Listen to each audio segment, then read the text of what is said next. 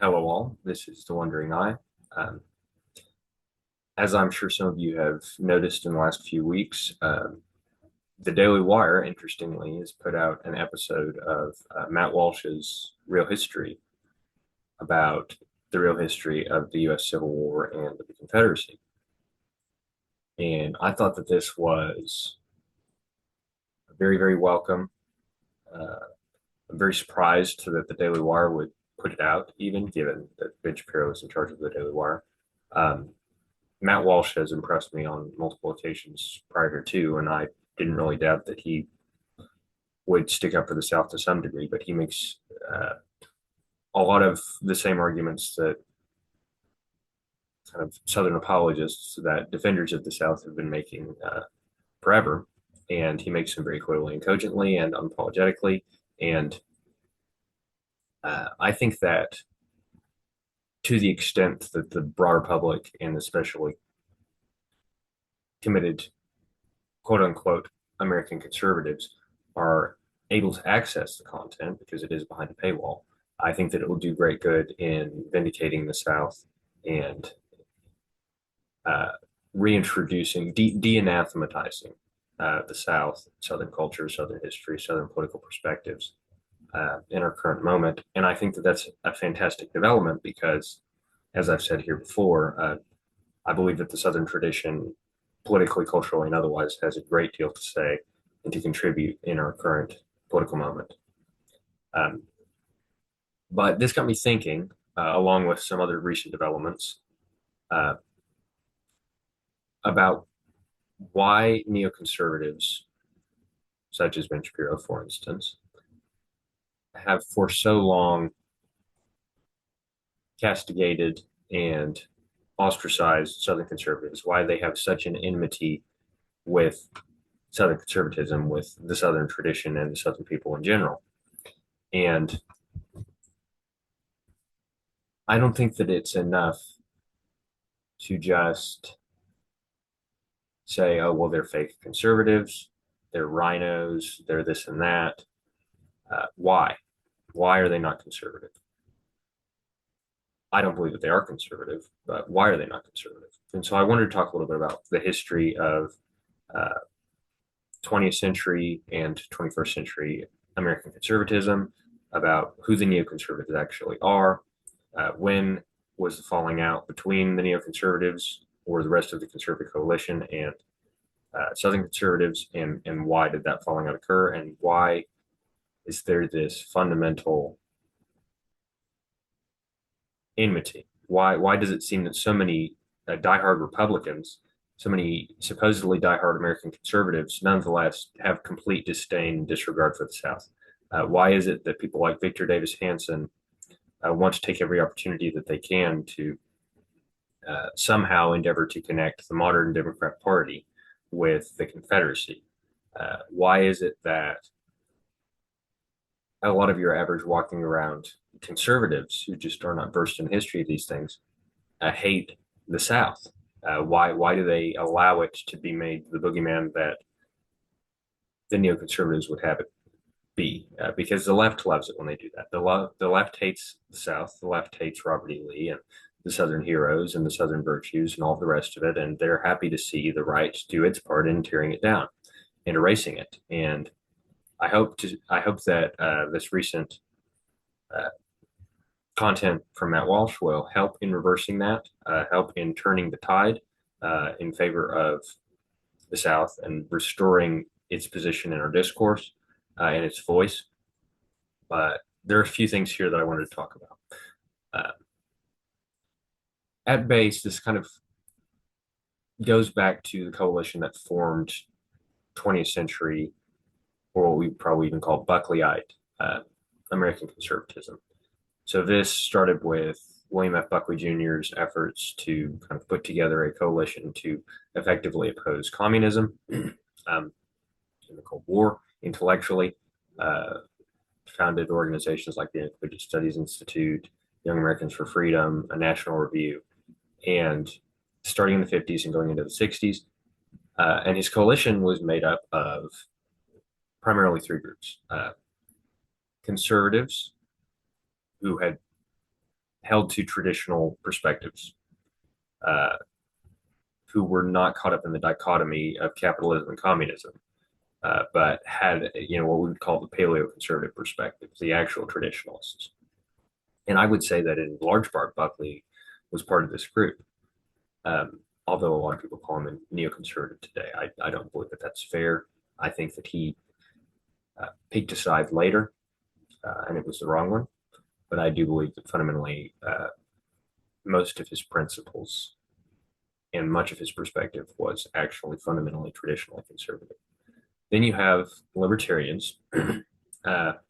It's taken a long time for a lot of conservative, even conservative pundits who know their information very well, to really be able to articulate that there is a substantial distinction between libertarians and conservatives, and especially modern day Southern conservatives might find it strange uh, to be told that libertarians are not conservative, or modern day conservatives in the South might find that strange because so many quote unquote conservative Southerners are essentially libertarian. It's the stay off my land, leave me alone. I want to, homestead, pursue my own ends, whatever. I essentially desire to secede from society as an individual, and uh, I just don't want to be encroached upon by society, by government, by outside institutions and individuals. And so you have that camp, the libertarians, and then you have the neoconservatives. And the neoconservatives chiefly were ex-communists or ex-liberals who were put off by the methods or by the uh, optics of those who they would previously have claimed to be kind of fellow travelers with. Uh, these would be individuals who were disaffected by Soviet style communism, in essence. And of the three groups, the neoconservatives won the day ultimately. Libertarians have been relegated to essential political irrelevance, and until very recently, they had essentially uh, foregone voting, many of them, or they vote for the Libertarian Party, which is essentially the same thing as not voting at all. And paleoconservatives, traditional conservatives, Southern conservatives among them, and especially Southern conservatives, had been cast out from the conservative coalition. They've been relegated to the fringes of the discourse, places like Chronicles Magazine, Everville Institute, very small little corners of the internet where they could talk amongst themselves, but they really had no influence on broader conservative policy, on Republican presidential administrations, even in many instances on state level politics. And we've seen in the last 10 years or so the essential erasure of Southern heritage across many states that you would have anticipated would be staunch defenders of it. And some of that's beginning to be reversed, but only in fairly tokenistic ways, I think, at the moment. But a lot of this goes back to Amy Bradford. During the Reagan administration, Amy Bradford, who was an outspoken Southern conservative uh, from Oklahoma,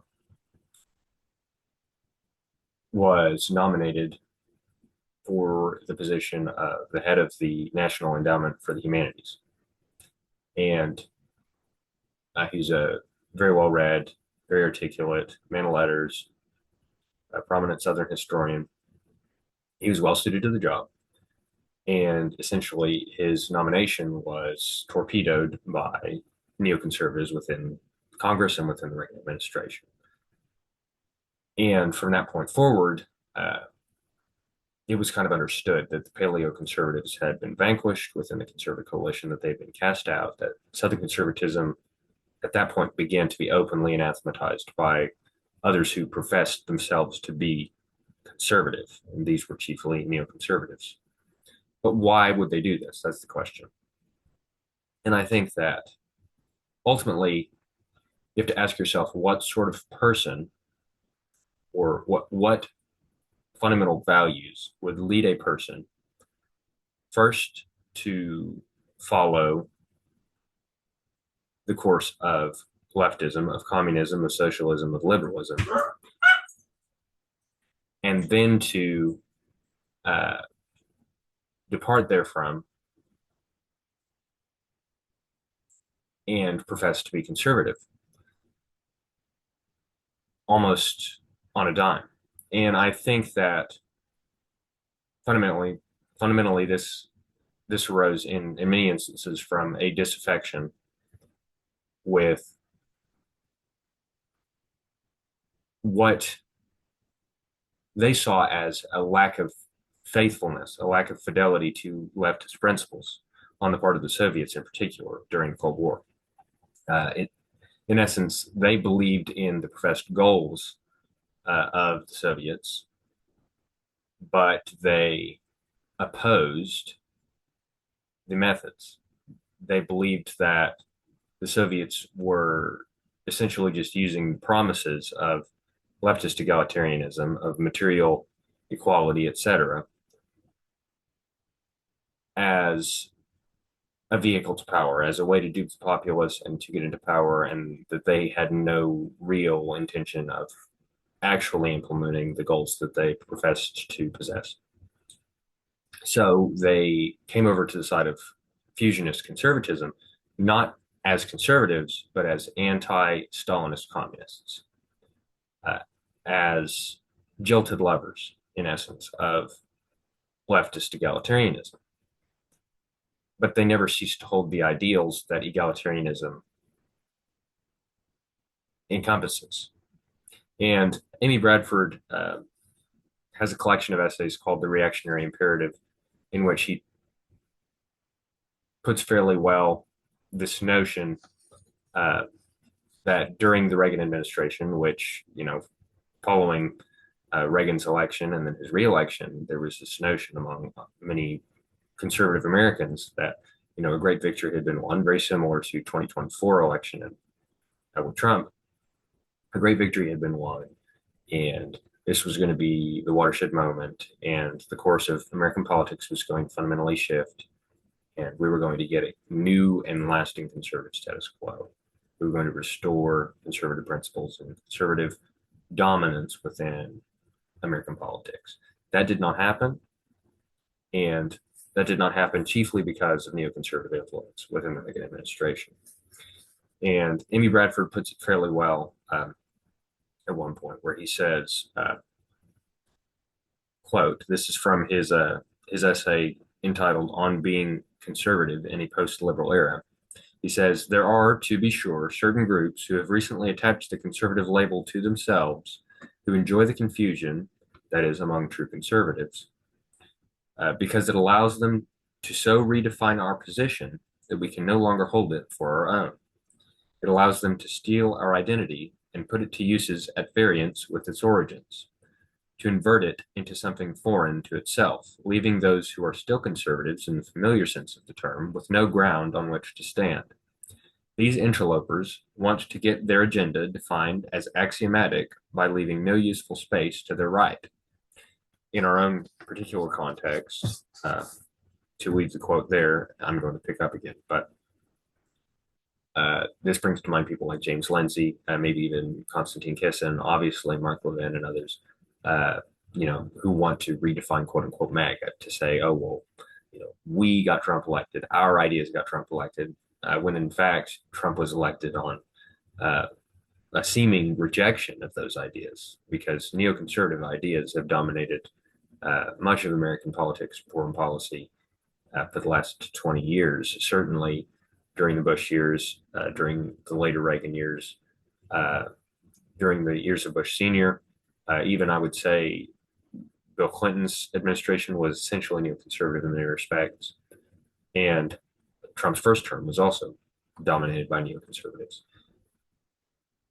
But people like Mark Levin and others want to set forth that anyone to their right essentially is not truly conservative, that anyone to their right is not truly a friend of the Trump administration, and that therefore they ought not to have any voice in foreign policy or the domestic policy of the Trump administration. Because ultimately what neoconservatives want is a pro-immigration domestic policy, a pro-interventionist foreign policy, and the kind of international to internationalize American civic nationalism. This idea that the American Constitution and the Declaration of Independence are documents which are and ought to be uh, applied everywhere in the world to all people.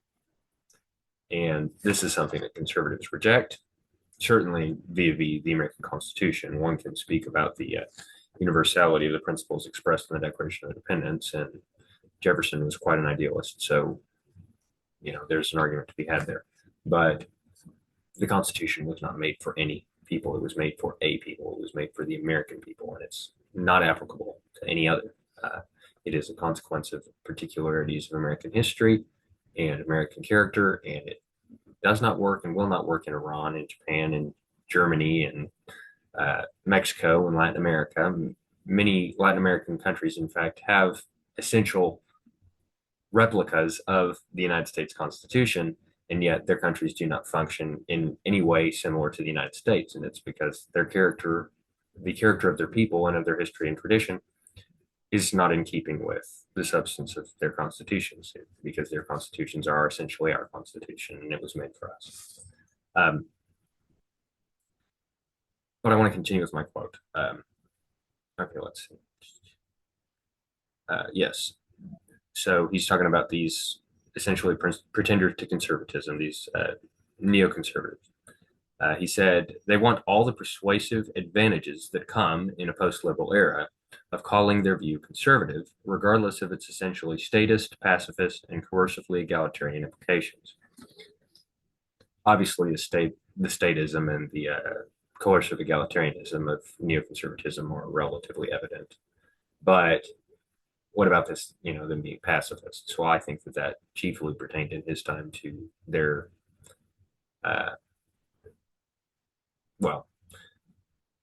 a degree of trepidation with regard to full-throated opposition to the Soviet Union internationally, possibly, maybe what he's talking about there. But in our day, I would put it down to a complete unwillingness to defend national borders. But we can get back to the quote. So then he says, of course, some of those who employ the perverse sort of argument from definition, which I have just summarized, are not disguised liberals or pragmatists, but ex-liberals. So this would define a significant part of the neoconservative contingent as well.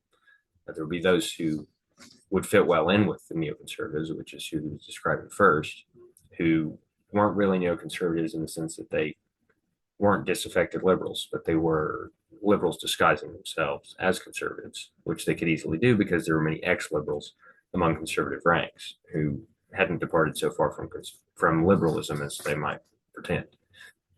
So he says, of course, some of those who employ the perverse sort of argument from definition, which I have just summarized, are not disguised liberals or pragmatists, but ex-liberals. Men and women belonging to the political center who are friends of the administration, even though they continue to affirm that the leftward drift of 1932 to 1968 was essentially a wholesome development, and that the mistake came later from radicals who wished to go too far, beyond ordinary progress, toward unreality. Obviously, this would include people like Mark Levin, again, who venerate the civil rights movement, venerate Abraham Lincoln, who essentially began it. He began the American crusade for international civil rights and redefined our Constitution. Well, set the stage for the redefinition of our Constitution via the 14th Amendment toward those ends. Then we see this continued in the civil rights movement in the 1960s, which is where the cult of Martin Luther King Jr. comes from. And Mark Levin and many other neoconservatives who are civic nationalists who want to universalize American notions of civil rights, which are already misguided, and want to do so with interventionist military actions and interventionist foreign policy. These egalitarians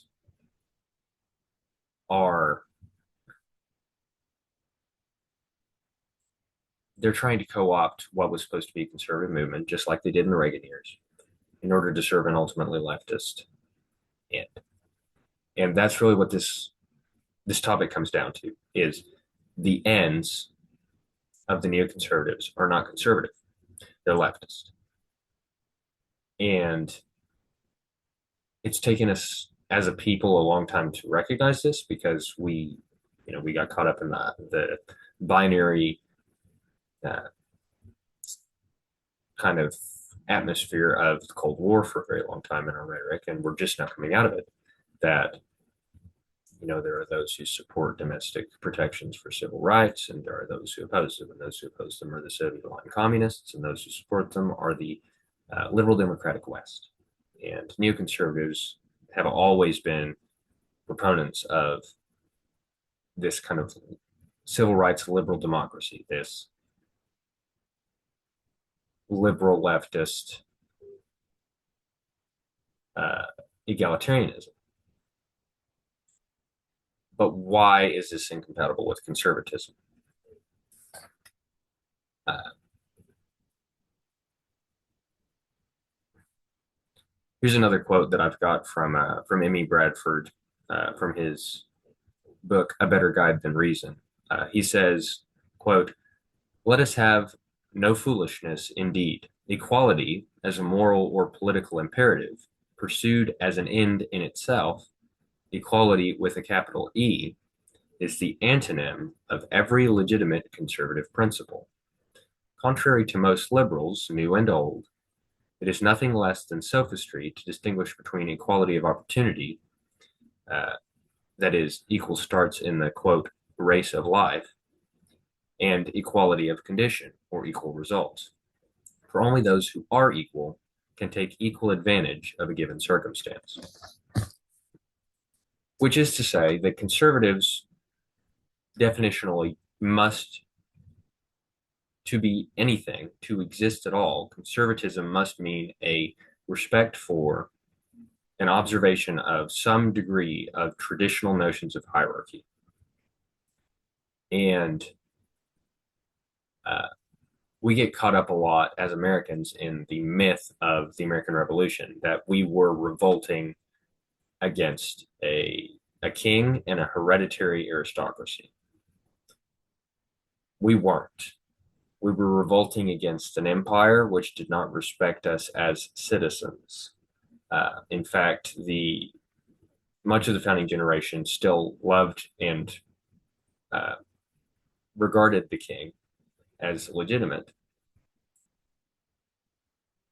up until the beginning of the revolution. Their grief, their grievances were with Parliament, not the king, because it was Parliament that had trampled upon their rights, Parliament that had passed the Intolerable Acts, Parliament that had stripped them of what they perceived to be their rightful equal standing with other British subjects. They felt that they were an abused province of an apathetic empire, and they thought that the king would be their advocate to defend them against the excesses and the abuses that were being laid upon them by Parliament. Ultimately, King George III decided to back Parliament in its hostility toward the colonies, and so we got a growing animosity between the American colonists and the British king, the American colonists and the British monarchy. And we see this in Thomas Paine's Common Sense, which is really the point where the American imagination broke with the very idea of monarchy and with the very idea, in many ways, of aristocracy as well, at least as a hereditary institution. And then you see this idea among the founding fathers, specifically Jefferson especially, but many others also, of a natural aristocracy rather than a hereditary one, which is essentially the beginnings of American ideas of meritocracy. It's to say that we are still unequal, kind of like Emmy Bradford is asserting here. We are still unequal. There is no equality of talents, equality of abilities, equality of characteristics among people. There ought to be equality under the law. There ought to be equal respect from the perspective of the legitimate authority that governs a people for each individual. at least so far as their fundamental rights are concerned. But that does not mean that individuals are entitled to equal station, that are entitled to equal privileges. They will, in equal circumstances, achieve equal outcomes, as Emmy Bradford is saying. Because they're not. Some people are more intelligent than others. Some people are more physically competent than others. Some people have skills which others will never attain to. Some people put in effort where others do not. Uh, and there's not equality among fundamental principles and metaphysical values that individuals adopt and live in service of either. So those who adopt better principles will have better outcomes. Uh, and there's just an inevitable inequality among people. Uh, there is a natural hierarchy because some things are true and some things are false. Some things are good and some things are bad, and therefore the pursuit of what is true over what is false, the pursuit of what is good over what is bad, and the attainment to a closer proximity to excellence in any given area of life is a fundamental inequality which egalitarians resent. And it was this inequality, this natural aristocracy, this merit in pursuit of virtue, this kind of notion of the Southern gentleman that the neoconservatives and other egalitarians absolutely loathe about the South. It's not that there was a hereditary aristocracy, because in fact there wasn't. The Southern ruling class, there were some blue-blooded families like the Randolphs and the Lees, but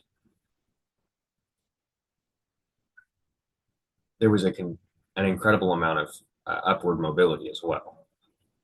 You could become the wealthiest plantation owner in the South, or one of the first men in Southern statesmanship from relative obscurity, poverty, etc.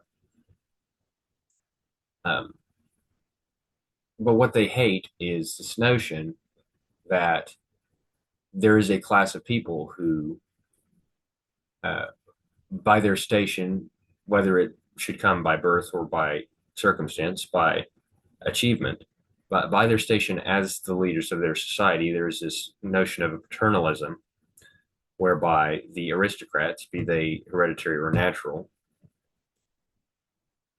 they are called to a higher conduct. They are not equal citizens with the unaccomplished. They have the noblesse oblige. They have the obligation of nobility to conduct themselves with virtue, to be the actual leaders and stewards and protectors and champions of their people, and to live toward a higher calling in service of higher ideals. And egalitarians hate this. And we have adopted a lot of French Jacobin ideas about what our revolution intended to accomplish. We didn't really have a lot of time between our revolution and the creation of our Constitution in 1787 and the French Revolution toward the turn of the 19th century. And so we fell pretty quickly into Jacobin ideas, French Revolutionary ideas about equality,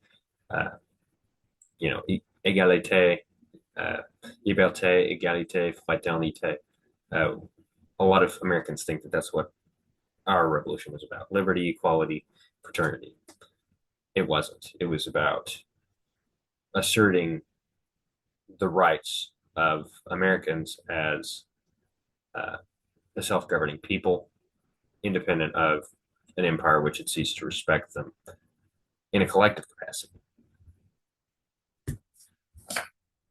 So let's see. And on the idea of this old Southern notion of aristocracy, Southerners, since Southern conservatism and most of the paleo conservatives generally, since they were expelled from the Buckleyite fusionist conservative coalition in the 1980s, there has really been no voice of genuine leadership for Southerners as a people. One thing that caused me to think about this subject was the creation of Restore Britain in the UK under Rupert Lowe, and how the video in which Rupert Lowe launched that movement as a party was one of the best expositions of agrarianism, agrarian ideas, and kind of rural principles and values that we've heard from any prominent politician in the West in a very long time. And it struck me because Britain is a much, much, much less rural country than the United States.